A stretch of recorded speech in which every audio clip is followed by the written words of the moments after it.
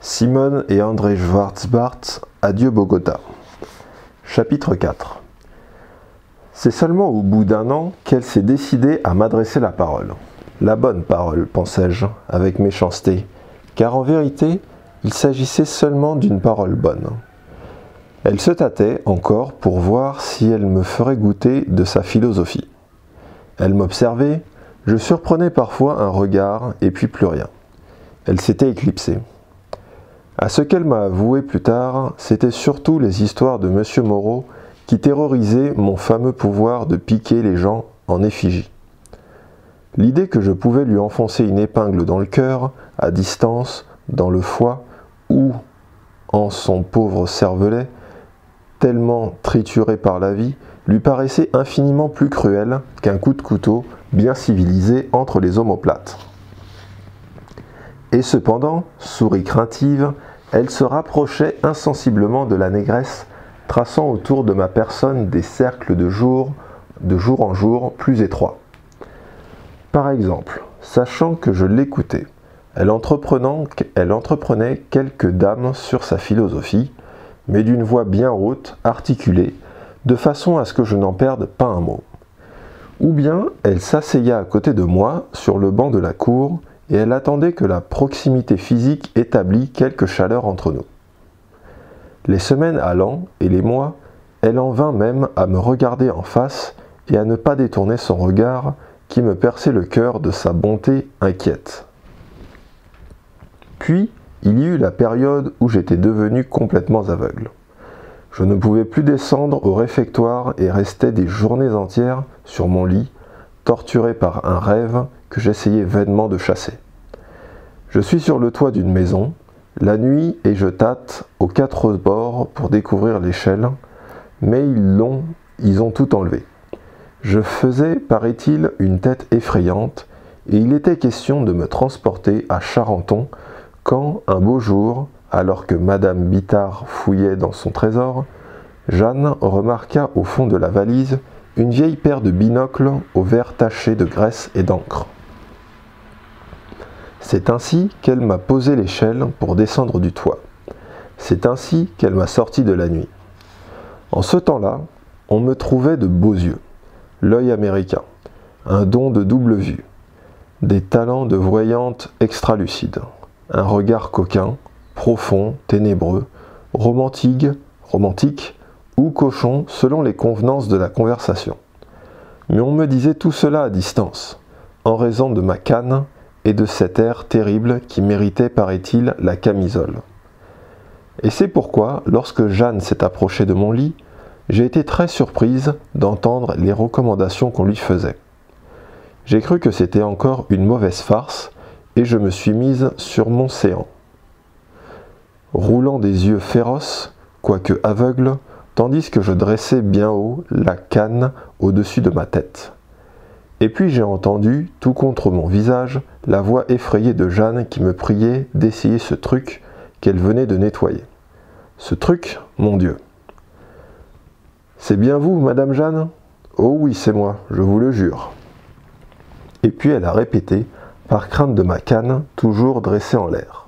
« Oh oui, je vous le jure, Madame Marie. » Je m'en souviens, ça m'a tout de suite fait très doux, la manière dont elle disait Madame Marie. C'étaient les premiers mots que j'entendais d'elle. Et quand j'ai posé les lorgnons sur mon nez, et que c'était d'un seul coup, comme une vision du paradis, j'ai essayé de lui exprimer ma reconnaissance à cette souris qui tremblotait contre mon visage. Mais impossible, je n'arrivais pas à sortir un son de ma gorge. Alors, je lui ai fait signe que ça allait, en hochant vigoureusement la tête. Elle m'a répondu de la même façon, en émettant, entre deux petits hochements, toute une série de sussautis approbatifs satisfaits.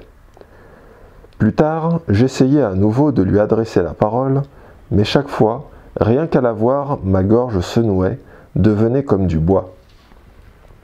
Alors, je hochais ma tête d'un air extasié et craintive, elle faisait de même, ainsi que dans un cérémonial chinois. Et puis, en toute occasion passant le long d'elle, je lui faisais des courbettes silencieuses, ou bien juché sur mon lit, je quêtais son regard par-dessus les numéros qui nous séparaient, et quand je le voyais posé sur moi, je hochais la tête jusqu'à ce qu'elle en fît autant. C'est ainsi que ça allait entre nous. À 2 ou 3 reprises, j'avais déjà eu de vraies conversations. Je savais que ça existait de parler à quelqu'un en transparence. Peut-être pas 3 fois, mais disons au moins 2.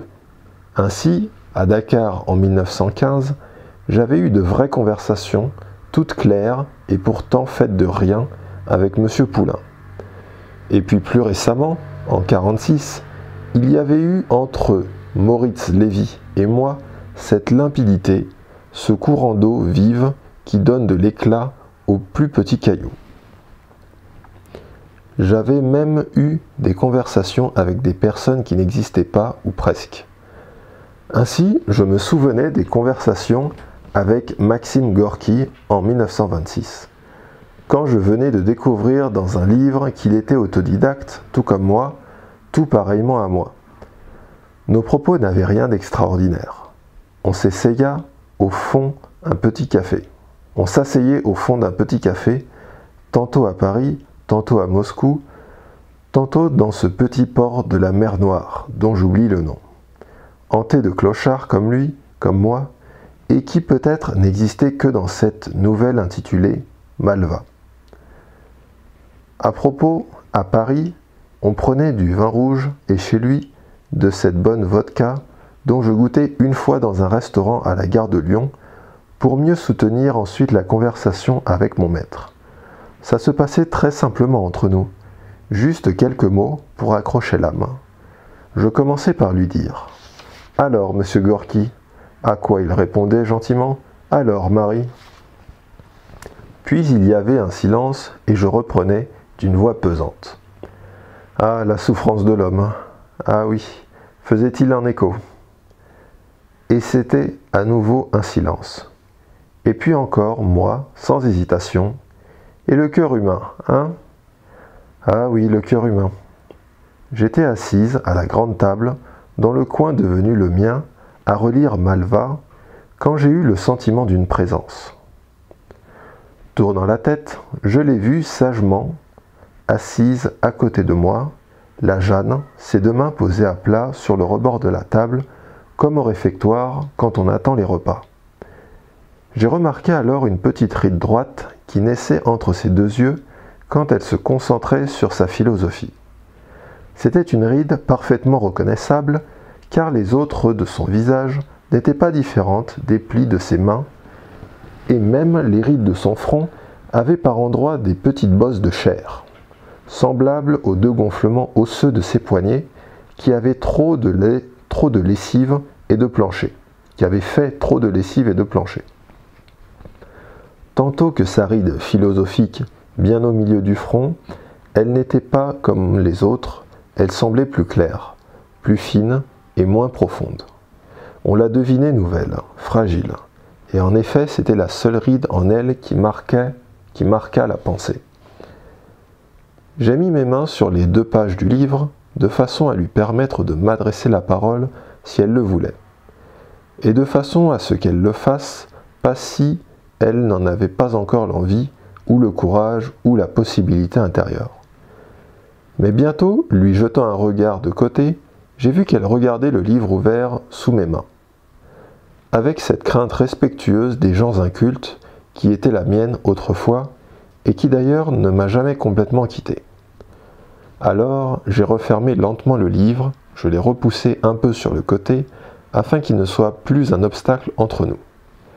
Et presque aussitôt elle m'a dit, toujours les yeux baissés. « Vous la connaissez, ma philosophie ?» J'ai essayé de lui répondre, mais ma gorge est redevenue douloureuse, toute sèche et pleine de cailloux. Alors j'ai penché mon torse avec respect, les coudes au corps, et j'ai hoché la tête en retenant mes larmes de toutes mes forces. « Au fond, Madame Marie, a-t-elle balbutié, si on réfléchit bien, si on regarde tout au fond, on est tous des enfants, pas vrai ?»